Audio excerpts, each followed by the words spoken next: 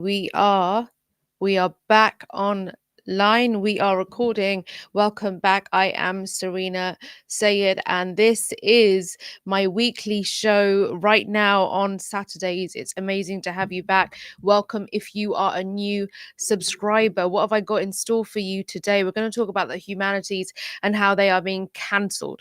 They're being removed. This is hyperbolic, but just to get your attention, they're being sort of slowly phased out of the university system. We're going to talk about that. We're going to talk about my usual no sense, which is a nonsense segment where I highlight something that's sort of taken part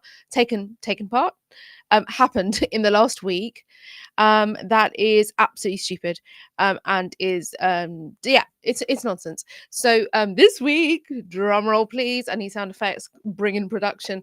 Rylan Clark, of course. I'm doing a creator shout out. This week it's pissed Magistus. I don't even know if that's how you say it, but we will go to that as well. So far, are you okay? You're holding on because I need to. Then I'll be doing my usual Serena's Playbook segment, which is all about critical thinking and leveling up your strategic thinking, applying it to your life, your business, creator life as well. If you're a content creator, I do an interview/review. So you've still got to let me know your recommendations of who I should actually interview, tag them, do all those wonderful things. So this week is going to be a review of Department Q. It's a Netflix show, crime and all that. So we'll talk about that. That will be for my life vocabulary channel as well. I've got these headphones on just so I can hear myself to make sure the sound is all good. And then we move on to the bookend of the show. Do you like how I said that? And that's my new perspective, and that's also going to be available on my personal channel. So that's what I'm going to be talking about in this episode, in this show, is content creation, how it's made many of us complacent in the way 9 to 5s did. So we're going to look into that. So let's get going. How are you? It's so wonderful to have so many of you subscribing, joining. It's awesome. There are so many options. They're all going to be available to you in the description, and I'll remind you of them throughout this show. But for now, let's get straight into the first and major theme, major topic for this show. And I always choose one. Okay, I always choose one subject to really get into, and that my team will do some research on so that we are prepared to give you as much substance, because I know you crave it. Why am I speaking to you that way? I don't know. But I did it. So I usually cover media, I cover politics. I'm looking at your AI digital first. I look at our creative and art life and our world, our strategic thinking. I even do a little bit of crude commentary, as you'll see when we do the no sense, the nonsense segment, and then talk about Rylan Clark. And so this show's topic and theme is going to be about how universities are removing the humanities. And some are going to say, oh, it's a good thing. Well, let me challenge you. Last week's show was about voting age and that being lowered, and the show before that was about MLE, was about multicultural London English. So let's get going with this particular segment. So there is a decrease in the perceived importance of the humanities and social study subjects at university level, and there's been an increase in data science. Okay, so we're going to first go to where I initially get all of my ideas. Okay, don't judge me. Don't judge me. There's a professor who's done few vids, and I thought, oh, I like it, and it's given me an idea. So let me show you that right now. Why did I roll my? Why did I roll it? Let's go. It says, so turns out my university has decided that anthropology and the humanities aren't strategically aligned. I'm going to turn the music off. Let's go again. So the caption on this video by Professor John Friedman reads, so turns out my university has decided that anthropology and the humanities aren't strategically aligned with future growth initiatives. Let's go again.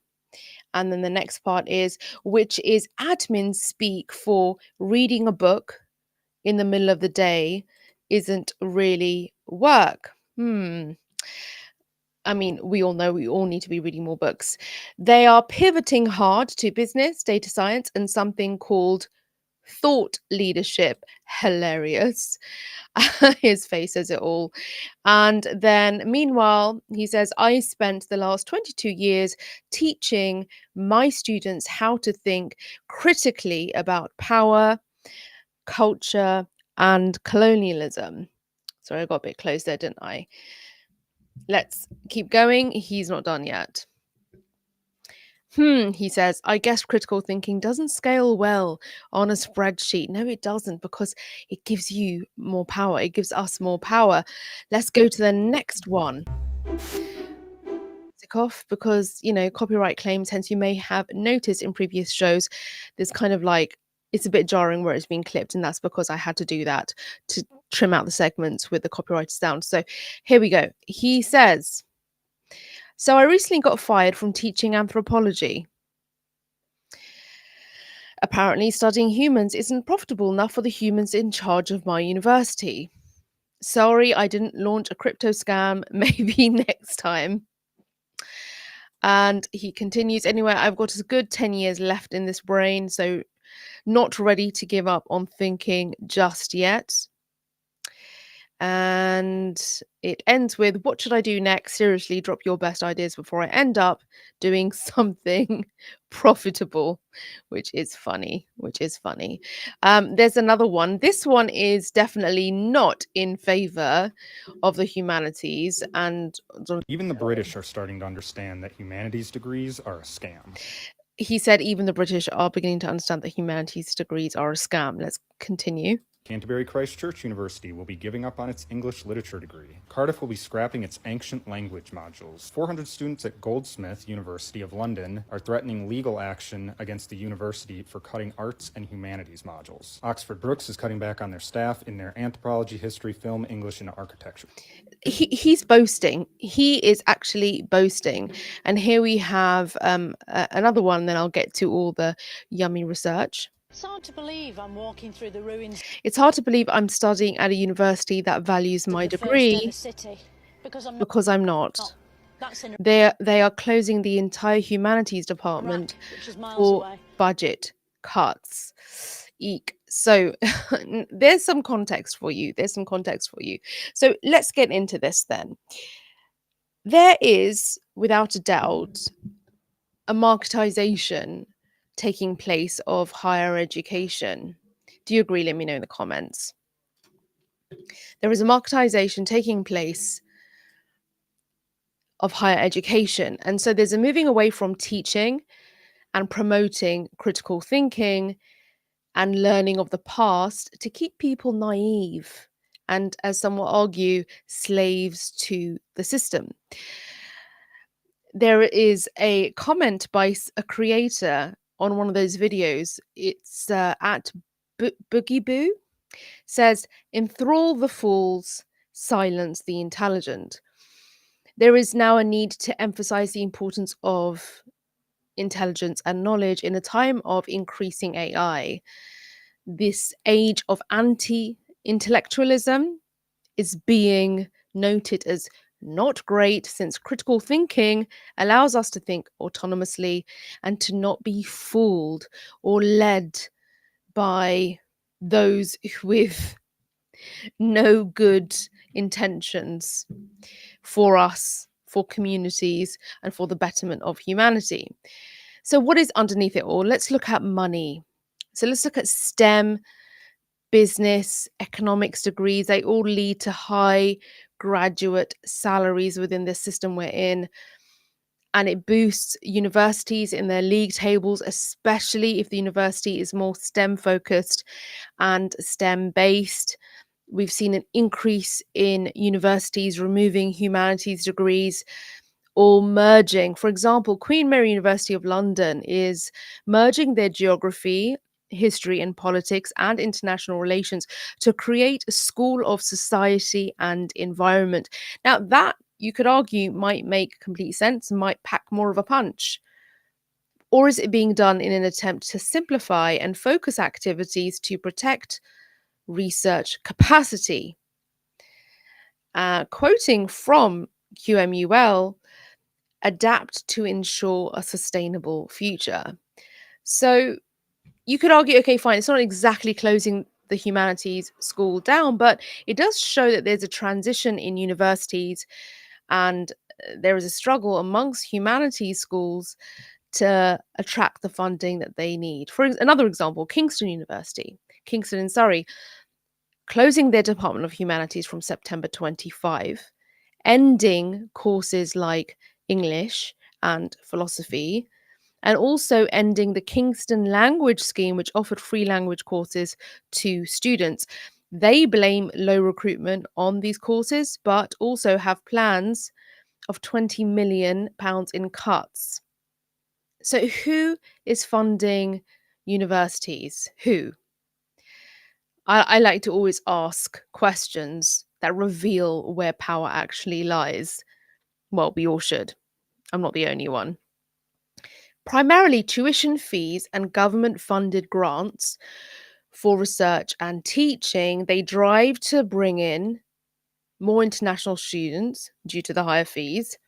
And there is a massive drive in research, with universities spending more on it than they recover.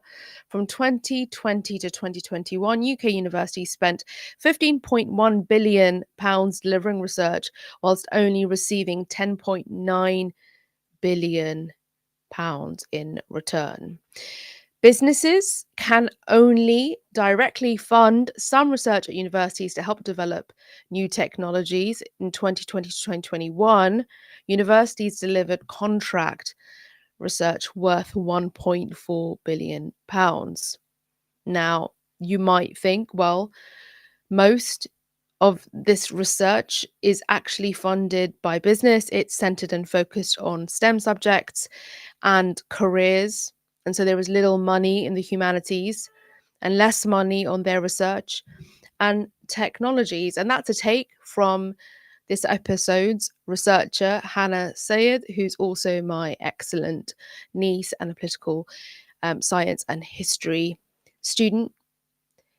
So, what do you think? Do you think, okay, well, they're being funded, but only with one objective and one output in mind? So ultimately, focusing on trying to receive more money and cut spending on factors which aren't likely to make much money are leading towards the marketization of universities, with many of them treating the centers of knowledge as a competition amongst other universities with the ultimate goal of having more money and prestige. So, who, you may ask, is dictating the curriculum?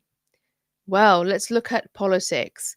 Neoliberal policies, the effects of privatization, meaning a shift in education from a public to a private good, from a service to a commodity, an increase in turning schools and universities into businesses with students and customers, competition in between institutions. University was an exclusive form of education at some point, right? It was very exclusive and it wasn't for the traditional poor working classes, but changes meant that more were going to university. So you could argue it became less exclusive, but then you could say that what sort of was a reaction to that was you then have your sort of so-called cream of the crop type of institutions. So education's become less exclusive. Pair that with trying to demean the humanities subjects. This in itself takes away the intrigue and the focus on increasing knowledge and highlighting the importance of critical thinking and learning in universities, instead, focusing on the money. It takes away the intrigue, the educational part of university. You know, you're there to learn, you're there to develop. Instead, it's turning them into businesses who are more focused on receiving more funding and investing more in STEM subjects. many of you will probably say the same about education as a whole. So the humanities are critical of power. We all know that. And they teach people to scrutinize government policies and history. As a defense, many ministers and high ranking, politically influential individuals demean and mock these degrees. For example, then Education Secretary Gavin Williamson and Michelle Donnellan questioned the value of certain humanities and creative degrees, focusing on graduate outcomes and the value for money. There's been a direct attack, you could argue, on education in the United States. For example, Trump has signed an executive order to defund schools teaching critical race theory and gender issues. So why? Why? A suppression of autonomous thought and rebellion, an increase in money and prestige for the institutions themselves. I want your take on this.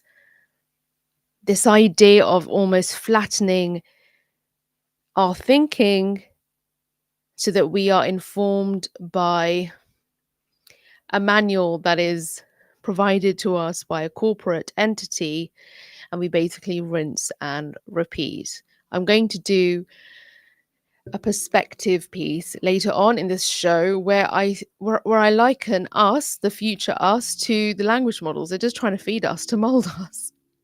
So what are your thoughts? There's the meat of this episode. So let me know what you think about this before we get to the next segment.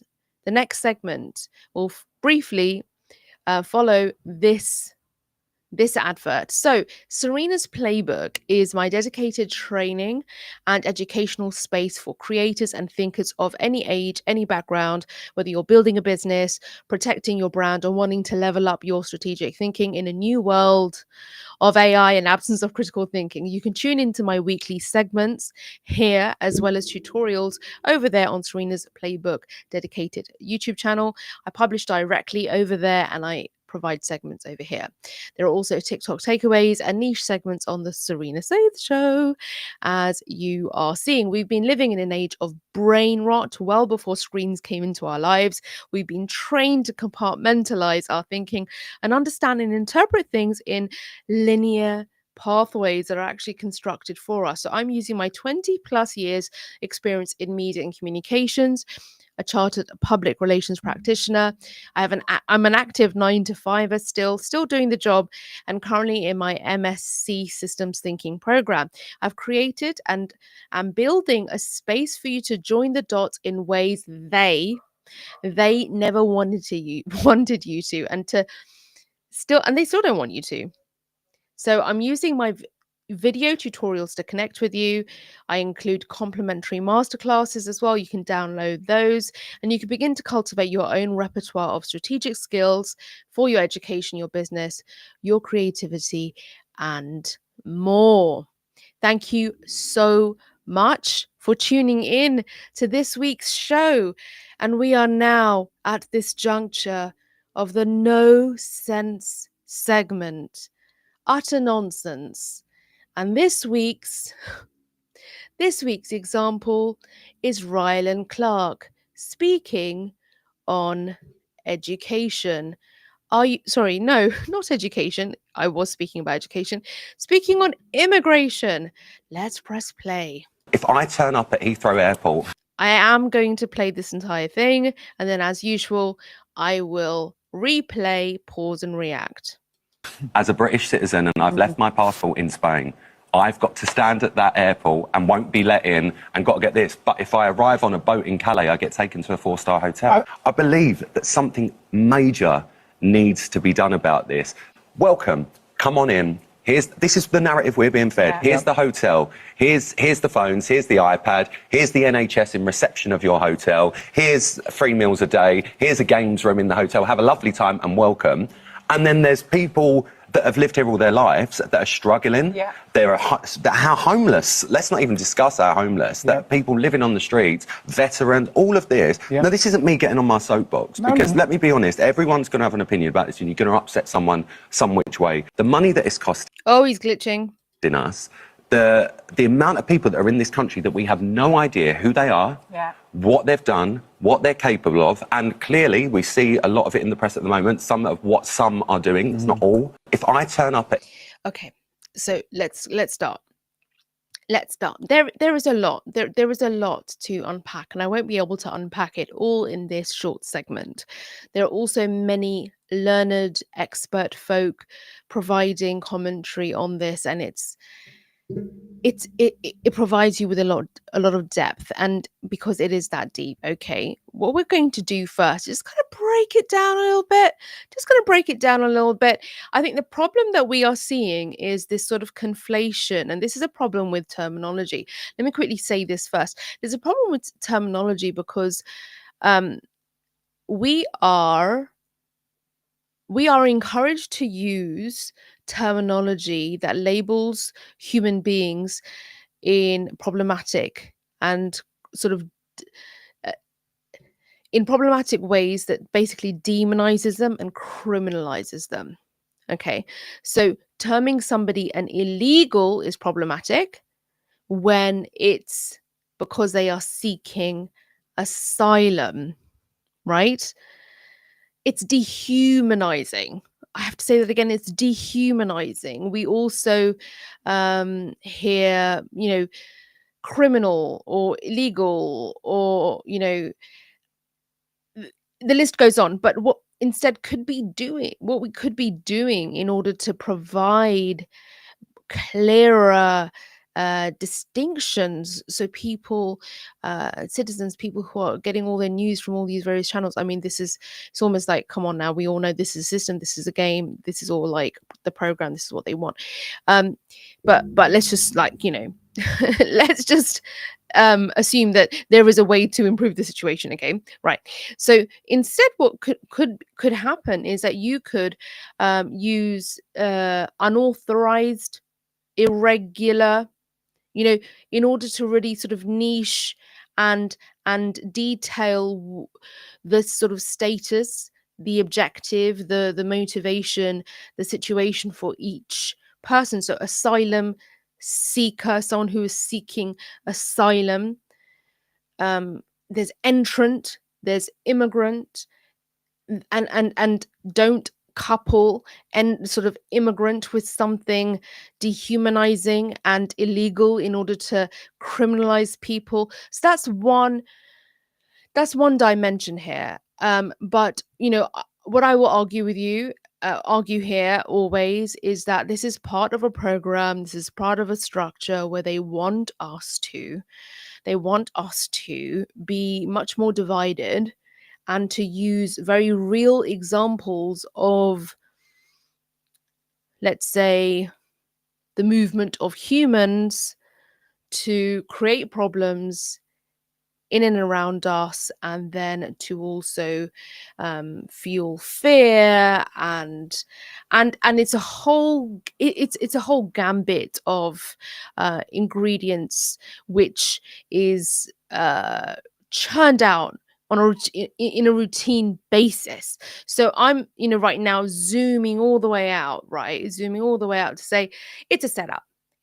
But if we have to get into it, this Rylan starts off immediately with some entitlement. Listen to this. Hold up. At Heathrow Airport, as a British citizen, and I've left my passport in Spain, I've got to stand at that airport and won't be let in. Okay, so he's saying, hang on a second, why do I have to wait for the treatment that I deserve and someone else gets better treatment? Firstly, there's a bit of like frustration and a bit of entitlement going on there. Rylan wants to receive the kind of treatment that he has been accustomed to, or he thinks is fair to expect in any situation he finds himself in when traveling, and if he loses his passport. And he's then saying that every person coming in without a passport is getting better treatment. I mean, for him and for others who listening to this, supporting this, to not appreciate just how problematic and incorrect that is is hold up, I want to get to the comments in a second. I ain't a leftist, Gary Garner. Just saying. Let me put the comment up. Okay, for him to do this kind of it's not even conflation. It's an exaggeration. It's almost a lie. It's a lie. And so what he does is he says, me as a citizen, as a person who deserves to do this, that, and anything else, can't, as somebody who deserves it and somebody who doesn't deserve it gets better treatment. I mean, when you break it down, you're basically saying, I deserve this, you don't, why are you getting it? When I'm a citizen and I am who I am. So we're starting off with some entitlement. It's not nuanced at all. It's not detailed enough, because not every single person coming in to a country without a passport is getting that treatment that you would prefer or that you would like. So that's the kind of big mistake number one that he's made here. Very big mistake that he's made here. Okay, so apparently Gary Garner, who is definitely somebody who is nowhere near left or liberal, wants to say the following. He says, problematic leftist detected. So he thinks he is a detective, and he has absolutely no idea that I'm not a leftist. Okay. He also says, you're pretty, but you're unkept. It's wonderful for me to receive that kind of feedback from a random Gary Garner, because that's what I exist for. I appreciate your feedback. And I don't want to be disrespectful. That's this disingenuous comment, because you just have been, but it's okay. I've heard worse, especially from Gary Garners. Many leftists are unkept, apparently, and I'm a leftist. Okay, I'm unkept. Like, what is it that actually? How do you define unkept? What about my appearance for you is unkept? Or is it the fact that I don't look like you? Or is it the fact that you would actually secretly like to look like me? Okay, just before I block you. Rylan is showing the double standards. He's not expecting special. Okay.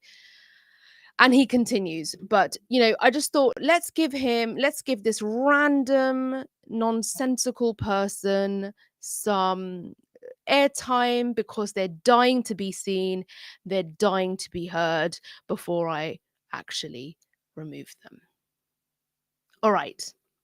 So this is the kind of unfortunate reaction that people criticizing Rylan Clark's sentiment will receive. But since I've started my show, I've received these kinds of comments.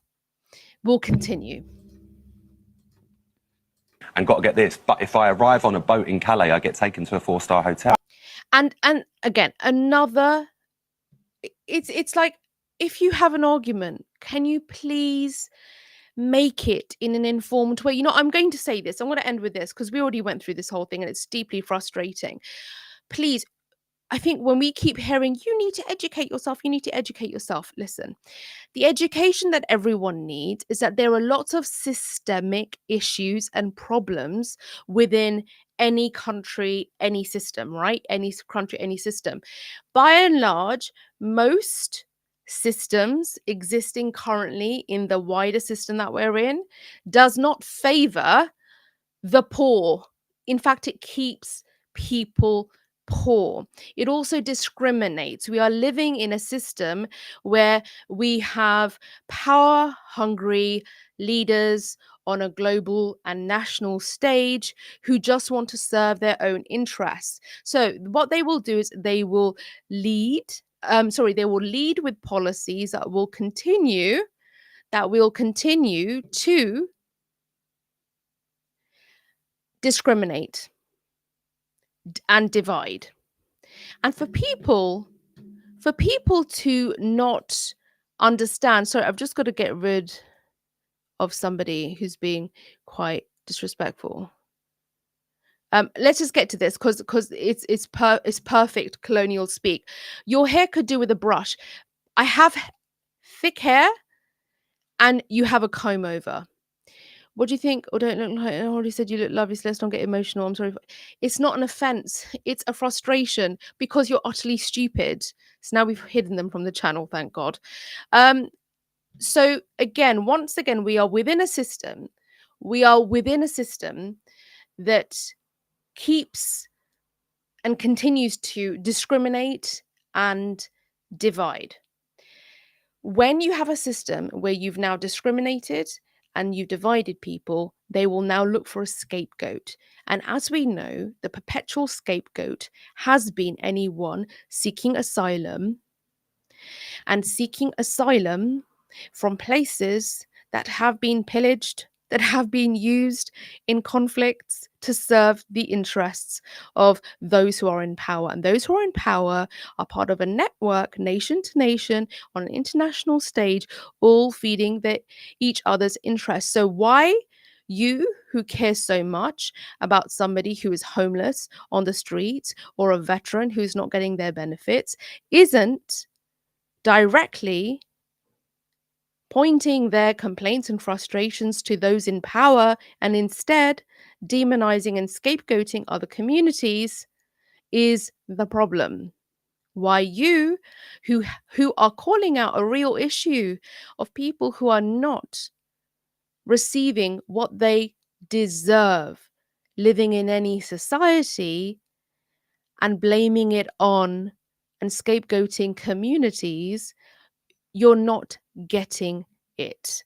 And that's the problem that we're in. It's this recycled hate and this recycled division. And what's worse is people like Rylan Clark will reference how their relative received excellent care from the non-white person in hospital. And you're immediately like, yeah, all non-white people in hospital only just enter the country because they're the good immigrants. I mean, how are you not seeing the deeply, and I'm saying it again, just wrong, forget problematic, just wrong, incorrect language being used, and it reveals your thinking. It reveals the thinking. Yeah? Your doctor was actually born here. Just doesn't look like you. Yeah, but who is? Do you understand? You sticking to that argument reveals a lot of your own thinking. So if you want to be smart, look at why the doctor's parents were brought here in the first place. Look at what happened in the doctor's parents' country at the hands of the country you're living in. Look at how discrimination and division is used to fuel what? Policies that are then made that further suppress the very people you are concerned with. So this is what we're missing, unfortunately, from the very superficial and reactive discussion, debate, whatever you want to call it. And that, the plonker Gary Garner in the comments, who I've removed from the channel, who will never be able to comment again unless they have another account, which is probably a troll account, which is what people do. They have extra accounts because they don't have a life and they wish they had a brush to go through my hair, and they want to call me unkept because what? I don't have glossy, thin, light reflecting blonde hair. Like, what is your issue? We know you're revealing it. So once again, we are stuck in this sort of loop with people where all they are doing is getting their information on a loop from random social media accounts. And that is forming and stitching this really warped narrative in their heads and actually educating these kinds of mouthpieces, which is the worst. I think this no sense segment on Rylan Clark has received enough of my time. So now I'll be moving on to the next segment. This is the actual I say sort of unintended consequence of going live and doing a live stream show, because you do come across this kind of nonsense, which is just really deeply irritating, but I'm used to it. I mean, if you knew the kind of comments that I used to get live since I started my live show more than a year ago, you'd be like, wow, okay, you have got thick skin. But my thick skin has now become thicker and ready to respond. Before, I'd be like, okay, it doesn't matter, I'm not gonna kind of respond to it. But now it's gotten so thick that I'm ready to respond. So if you're ready to comment and say something of that nature, just know you're going to get a response, and then you'll be removed, and then there's no much fun, no more fun with me to be had. Okay, so we're going to go to creator shout out, the next segment with my big hair, apparently my unkept hair, because it doesn't look like doesn't it look like the hair that the women in your family pay good money for, right? What, because it's not lightened? You know what's really annoying, actually, for those who know, so I dyed my hair dark brown, like a dark brown color, to cover some whites, because I'm nearly 50.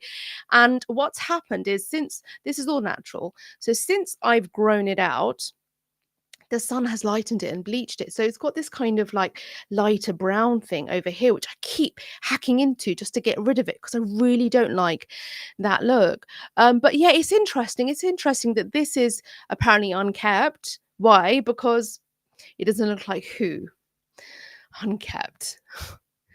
Anyway, I was just stalling because I'm just trying to load a clip. The clip, unfortunately, was removed. I wonder if Instagram removed it. So this creator is called Magistus.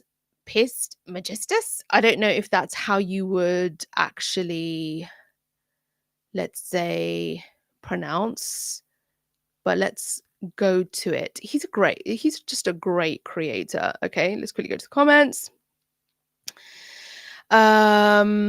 Just more randoms. Okay, so let's see. There's a post in particular, and I like to support independent creators, but there's one post in particular I was like, yes, this is the one that I'm going to share, and we need to definitely support independent creators. Let's go here.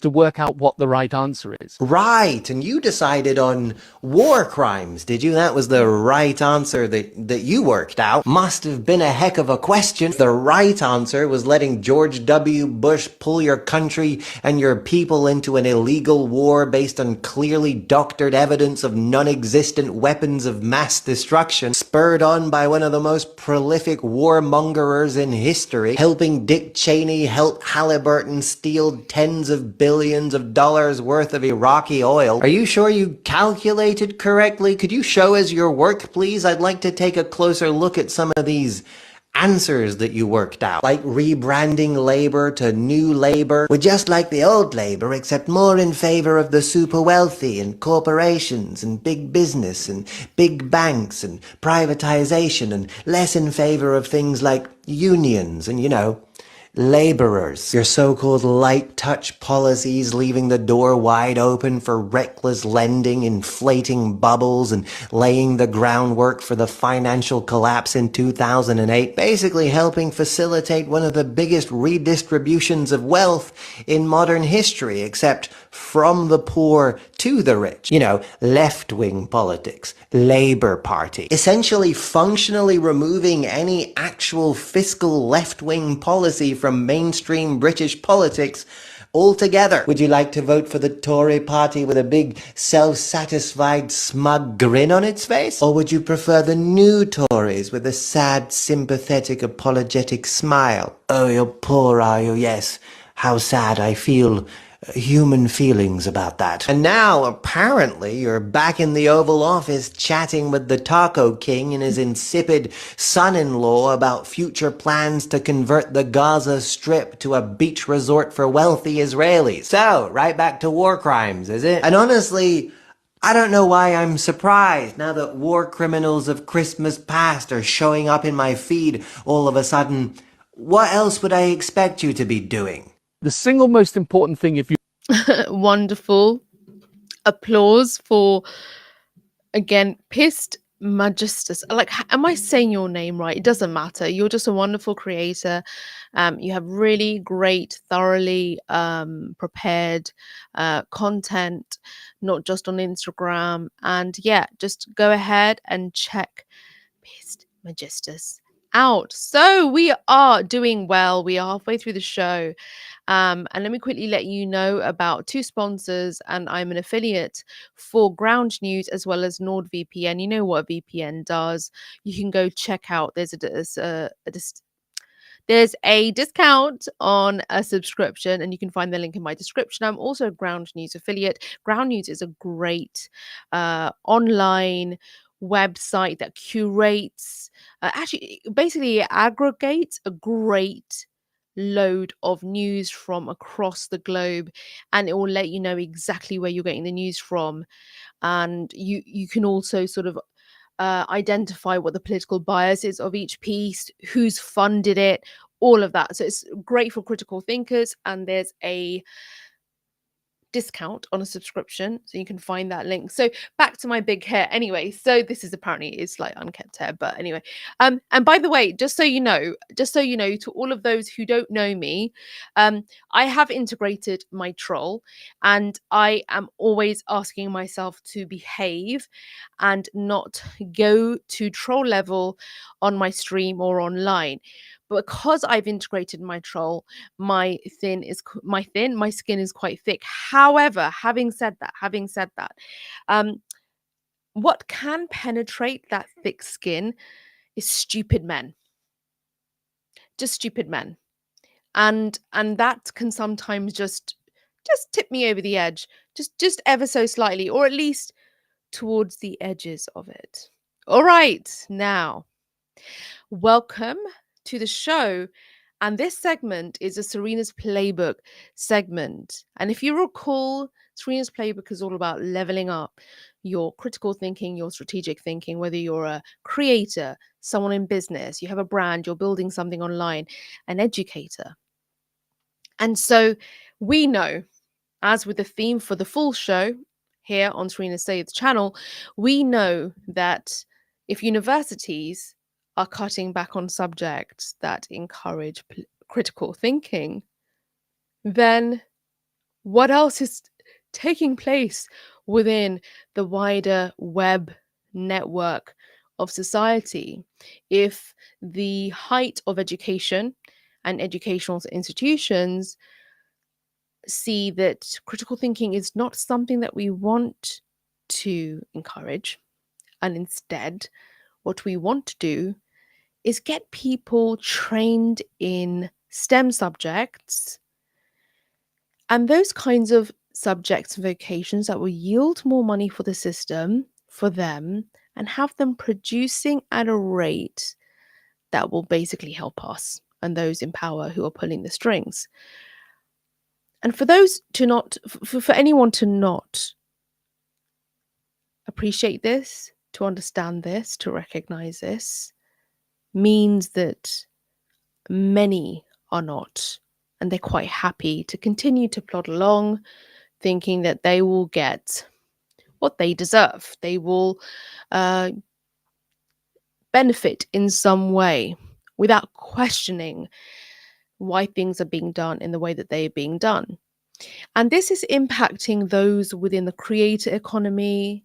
This is impacting those who tune into many creators, because there is much spoon feeding going on.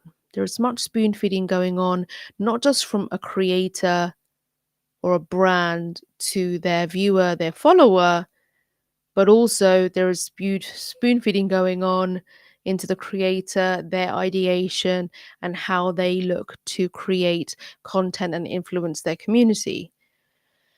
The spoon feeding is coming from algorithms, from AI, and from new models of so-called success for the creator economy. There is a real absence of, let's let's dig in deeper. Let's understand the background, why this is happening, what else is going on. Let's check our biases, let's question our assumptions. But instead of all of that, we're seeing a real trend in business, in education, in entrepreneurship, where do this and you'll get this result, rather than dig into this and see what you get. Because you know what it feels like? It feels like we're being churned and formed into a language model. Just input everything you need, you want us to know, and you need us to know, right? Greetings to you too, Orca English. Just put it all in, like feed it like a language model. So humans are now walking around like language models to behave in the way that those in power wish for us to behave. And so the issue then for creators, the issue for those tuning into all of the content is that not only is our attention span becoming so limited, but our capacity for knowledge and our capacity for knowledge integration and application is being limited. Our capacity for that thing, critical thinking, is being severely limited. And so when you find yourself realizing this, you have to make a choice. I just uploaded a video on Serena's Playbook channel talking about the complacent creator and how creators pre 2020 enjoyed certain sort of level of algorithmic success, were able to build their brand and their community, and they had a livelihood out of it. Like, they didn't need a 9 to 5. But the problem is the algorithm, AI, it's all changed. And it's changed how creators are now experiencing the success of their content. And the evidence, you ask, the evidence is this: creators are coming onto YouTube saying, we are leaving, or we are having to pivot, or we are going to Patreon because our content is not being seen in the same way. Those who followed us aren't behaving in the same way. I mean, they're not quite saying that bit, but what they're essentially getting to is that, here's an example. You'd have an audience who would watch your long form videos on YouTube for years and then began their TikTok addiction.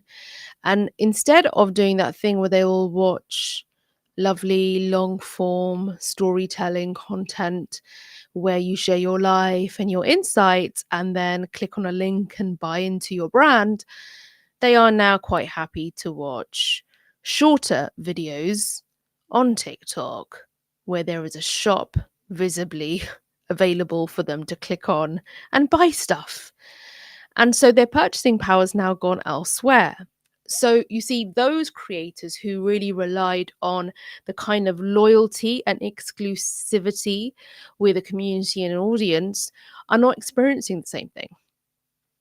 And they're definitely not experiencing the same treatment from the algorithm. And that's why you'll notice a lot of them coming to their channel with a video and they're essentially saying, right, this isn't going to give me the same thing that gave me a long time ago. And now I'm going to have to pivot. So that's why we're seeing creators pivot. And that's why we are seeing a real change in the style of content creation.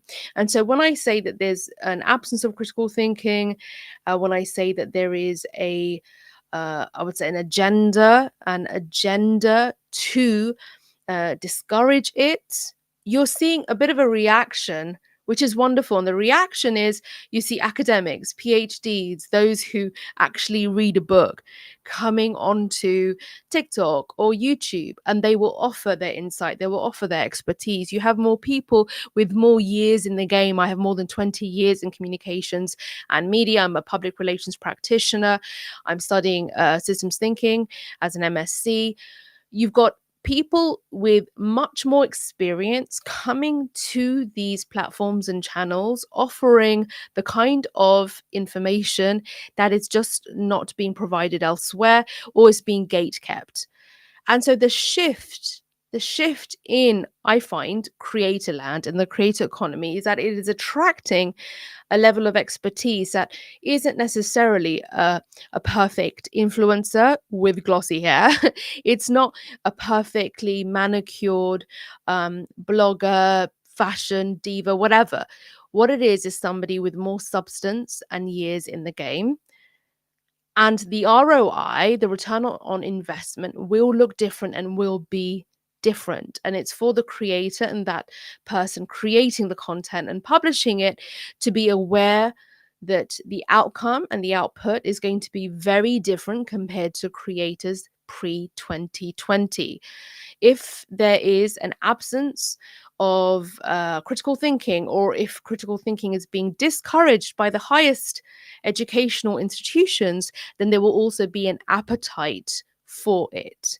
So, with you and your entrepreneurial mindset, you will want to capitalize on that, use it, not just to your benefit, but use it for the benefit of others. If you care about, why you're sort of creating content in the first place. So I appreciate your time and attention for this Serena's Playbook segment. That is all about really this sort of the theme of the show, which is an absence of critical thinking and how we're going to have to find it in non-traditional ways. We're going to have to seek it out. We're going to have to take that time where we tune out from our screens and read a book and touch some grass. So, when we keep hearing, just go and touch some grass, actually touch some grass and take a book with you. Wonderful for you to sort of tune in to Serena's Playbook segment. And now I'm going to be going on to the next segment. We are more than halfway through this show. How are you doing? How are you doing? Now, is anyone here into true crime or not actually true crime, just crime thrillers? Just crime thrillers. Well, I am. And I'm going to do a quick review on Department Q. Now, this is the segment where I do an interview or review, and it's the life vocabulary segment. So I do appreciate you. So let's look at Department Q. Now, I just came across this completely by accident.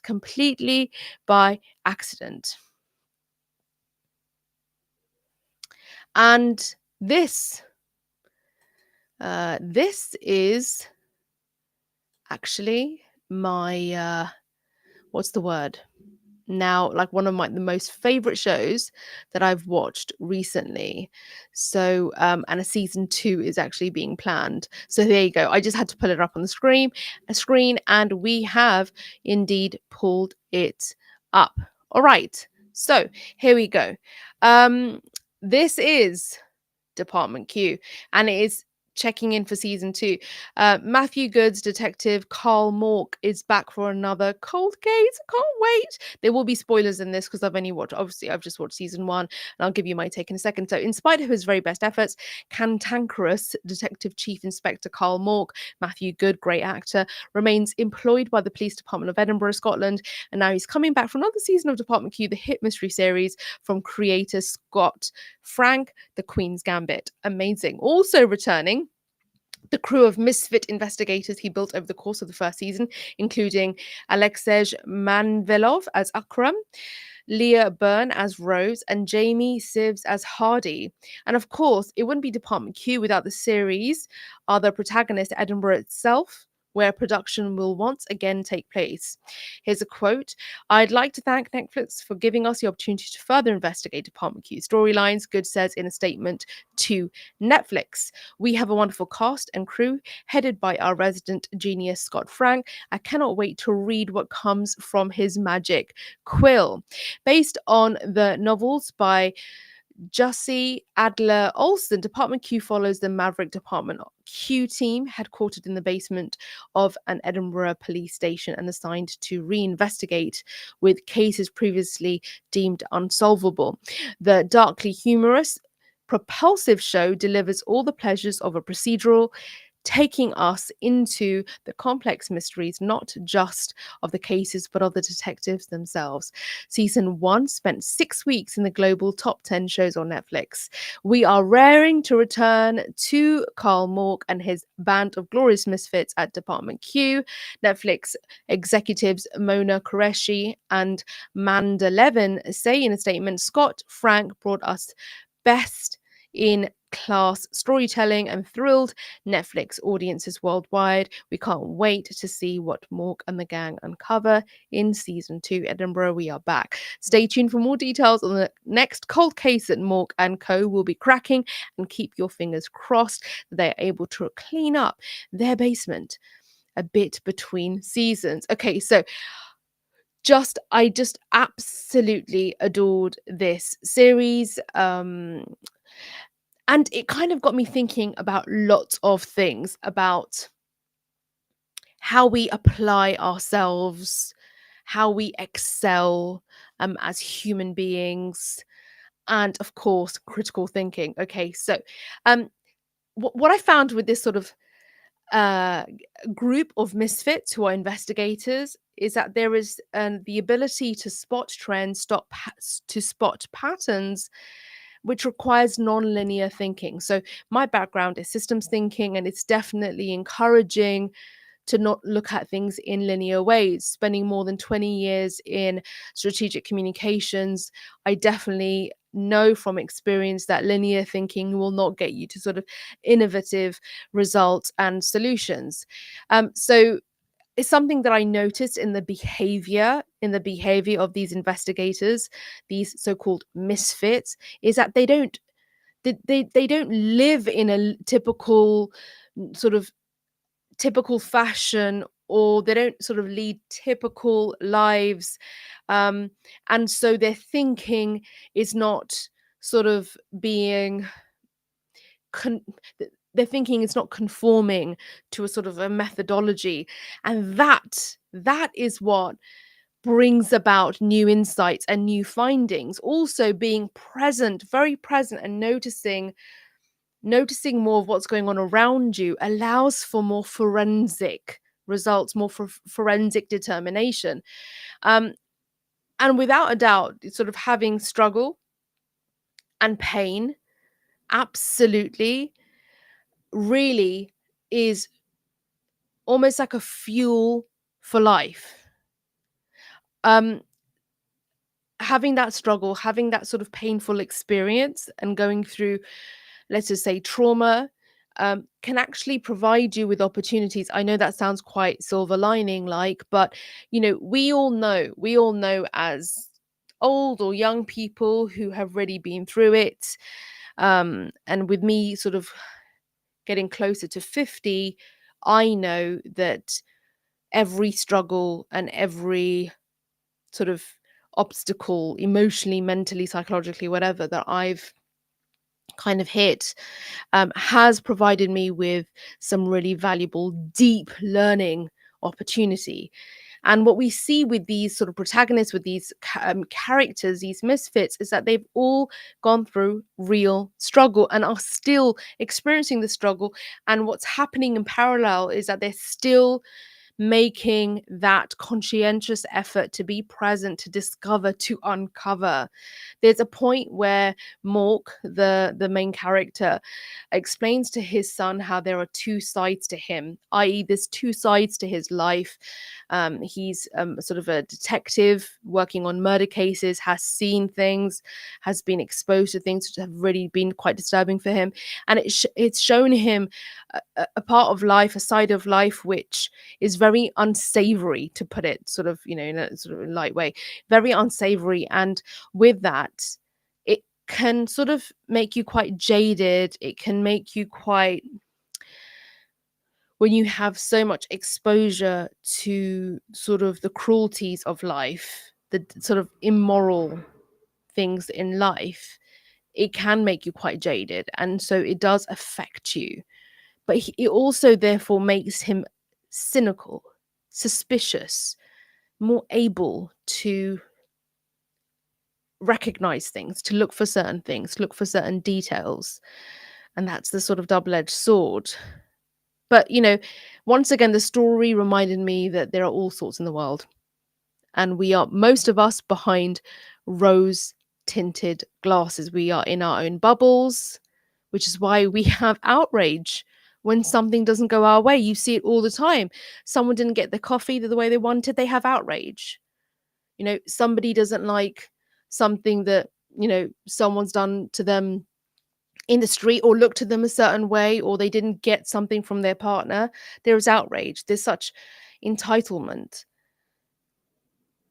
And once sort of the characters really showed me the sort of human ability to bounce back, to be resilient in the most difficult situations. And this should be possible for all of us, but I think we've become lazy. And that muscle, that resilience muscle, isn't exercised. It's not being exercised. So through the lens of crime sort of stories and these sort of immoral acts, we can learn a lot about humans. We learn about inner conflict. We learn about the turmoil that humans go through and how it impacts them. It gives us a reality check as well. It tells us, okay, invites us to take these rose-tinted glasses off, because I feel like again, that sort of laziness kind of keeps us in these little comfort zone bubbles. These stories really show us about how humans overcome, how they build their resilience, and how learning the truth about ourselves, the unsavory, right, and rose-tinted truth of ourselves and human nature, can really free us, can reveal a lot as well. So I found this story to be so incredible, this show, the season 1, to be so incredible. It wasn't just that, the several sort of layers, the plots, etc. It was the sort of the humanity of it, the struggles that they were going through, the pain, and yet still continuing to be resilient and do what they needed to do, sort of do their job, right? So check out season 1 of Department Q on Netflix. And like I said, season 2 is on its way. It's already been announced. And let me know if you have watched it and if you're into it. That would be really cool to hear from you and your thoughts on it. These were off the top of my head. So there we have it. Thank you so much for watching live so far. I've still got one more segment to go. So we just need to put another user in timeout for now. Let's put them in timeout for 30 minutes, because that's going to be the remainder of my show. It's just somebody offering to be my toy boy. I'm just really not. I think it's a friend of somebody who thought my hair was unkept. Okay, so we are now at the last segment of my show, which is about my perspective on this sort of entire, I guess, phenomena of content creation and how many creators have become complacent. And I'm kind of really likening it to having a 9 to 5. So let's talk about this now. Thank you so much for watching my show, enjoying all my segments, because the YouTube studio metrics shows me that you are, and I am retaining you, but also your comments and your support, not just here on YouTube, but on my social media as well. So the last part of my show is my perspective, is something that I will share on my Substack as well as my own personal YouTube channel, where I also share my creative works, art, etc., etc. And you can find out more about that in the description. So content creation has made many of us and all of us very complacent in a way that 9 to 5s used to. I've got to get rid of this off my screen. I always forget to do that. Content creation for a long time told us, okay, you do this, you get this, you do this, you get this. And now we do this and we're not getting this. Sorry, we're doing this and we're not getting this. And it's the same way that 9 to 5s used to basically kind of give us that kind of comfort. They still do. It's like, you've got to do this and then you get this, and rinse, repeat, rinse, repeat. With content creation, it's not like that anymore. It's not like that, which is why I'm quite happy to still have a 9 to 5, which is why I'm quite happy to not still be doing that thing that I spent quite a lot of time doing, which was, I've got to do all of this in order to replace my 9 to 5. But all of this, I'm a bit it's suspect, as Ben Affleck said in Good Will Hunting. That scene, I love that scene, where Ben Affleck goes to the character Will's interview, and he says, "You're suspect." I love that part. So I'm quite happy. I think I just bit my cheek. I'm quite happy to not fall into this sort of content creator trap like anymore. I'm quite happy. And the reason why I think it's a trap is because the algorithm, the platform, YouTube, wherever, is behaving like a boss. It's behaving like a 9 to 5. It doesn't feel entrepreneurial anymore. So doing this and getting this is no longer working. Posting every week, providing a link for people to click on and they get your stuff, and rinse and repeat, rinse and repeat, rinse and repeat. It's not happening anymore. It's not happening anymore. And I think that's why many creators who are established are saying, yeah, it's not happening. It's not working for us anymore. So,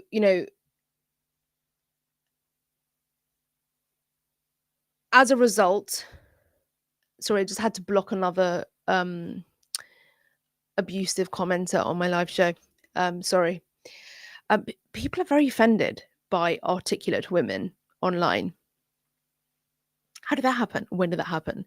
So this sort of content creation process is just not the same anymore. It's very different. It's not happening in the same way. People are having to do pivots. People who are established creators are having to do pivots. They are asking you to go to their Patreon or support them in some other way. They are having to work very hard to retain your attention and get you to support them, invest in them in different ways on multiple platforms. And the problem with that is this: it becomes so process heavy. It's like, I've got to do this and I've got to rinse and repeat this. It feels like a 9 to 5. It's like a 9 to 5, which is why I mix it up. And the other thing that I always also find is necessary is not to put that kind of expectation on content creation anymore. The Serena's Playbook video that I put out was really about the ROI not necessarily being, I got this many clicks, this many views, and people paid for this many courses or whatever. It is, okay, I'm getting better at communicating my ideas. I'm building expertise in a different way. It's a great demonstration of what I'm capable of and how I connect with an audience and how I build an audience. It's given me the ability to figure out how to produce content, how to then do a sort of analysis and evaluation, and then do better. Like that's got to be sort of the shift, I think, with content creation. And then you might get lucky, because it does feel like a lottery. It does feel like luck. Like let's not forget that such a thing as buying subscribers and views exists, because it does. A lot of the big creators that we know may have, may have taken some shortcuts. I mean, it's out there. It's as a suggestion of what might be going on. So I think the issue I have is that I can't fully trust an established creator and the course and the training that they are offering, when I don't know if that's indeed how they got there. But also, they may have got there at a time using that formula when the algorithm, and the AI, the algorithm gods were much kinder. But that's not the way it's going now. So you're teaching me a course based on your growth that happened 4 years ago, but growth is now not presenting itself in the same way. So how are you sustaining it? Because your start is hey Adam, your starting place is very different. Your starting place is very different because, as an established creator who benefited from the way things were pre 2020 or whatever, you are now selling a course in your methodology for a time when the algorithm is not behaving in the same way. So how does it make sense to then buy a course unless you are constantly having to rewrite, redesign, redevise your training so that it reflects the conditions now? But you still haven't grown in these conditions now. You grew in other conditions. So that's where I feel like we are in this sort of territory of, is this snake oil? This is a bad idea. And I need to check my expectations.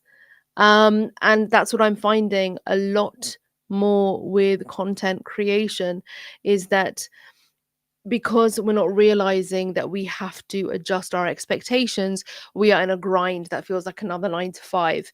And that's why so many burn out. So I would approach it as an academic or an artist. And that is, do it for the love of it. And if you get something back, awesome. Otherwise, don't expect it to pay your bills. Don't expect it to pay your bills. For me, content creation currently is about investment in myself, investment in my team, and legacy. And opportunities that come out of it is awesome. But it's having the freedom to publish. I won't say anything more about what I'm about to publish, but having the freedom to publish, the ability to publish, the skills, the opportunity to publish is awesome. See it as that. And whatever else comes from that, brilliant. It is frustrating if you put in a lot of time into all of this and then it doesn't yield the same results. But it's not the same as being on a market stall all day and selling products and they're not getting paid. You know, you're selling a product, you're handing it over to somebody and they're passing it back to you, like giving you some cash for it. So this is not the same thing.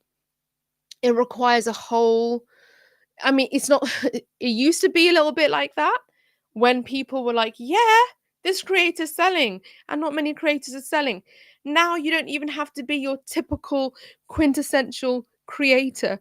You could just be like a high school teacher. No, not just be. You could be a high school teacher who isn't even on social media, but is now endorsing a product on TikTok and making a bag of money. Right? So it's, the game has changed. The game has changed, and that's why we need to as well. And that's why creation is giving us an opportunity to go back to what creation actually originally is meant to be, and that is for the sake of creating. That's my take on and my perspective this week, which you have found in Serena Sayed's weekly show, as well as on my Substack and dedicated Serena Sayed the Sane channel. It's been so wonderful to have you here for this weekly show. Thank you so much for your time and patience, especially your attention, because we know it is in demand. Thank you for tolerating my response and slight reactivity to trolls in the comment section. Also, if you want to get content in a sort of a dedicated space for artists and thinkers and creatives, then you can go to Life Vocabulary, where reviews as well as interviews will be available. And there's already a library of content available on Life Vocabulary. Everything is linked. Thank you so much for your time and attention. And I will see you in the next show. And if you haven't subscribed already, then what were you waiting for? Thanks again. Have a great week ahead.